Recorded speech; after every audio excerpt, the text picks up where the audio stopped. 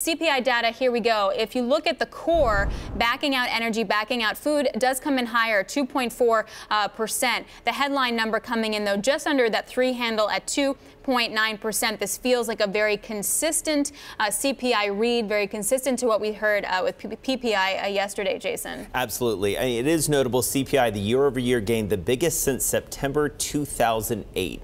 That feels sort of substantial as we look at it as well. We'll have to see how the market reacts. Obviously, it's a little bit of a tricky market day given the usual low volume at this point in the summer, but also given what's going on overseas that we've been looking at all morning. Yeah, and also just, a little bit of data there as well. We get average hourly earnings coming in, and they were actually down by 0.2%. We're also looking at weekly earnings coming in at a little higher at 0.1%. So a little bit of data there on wages as well. In the asset classes, though, it's really going to be dominated by those macro headlines, as Jason was just talking about. You're seeing the dollar right around the highs of the session.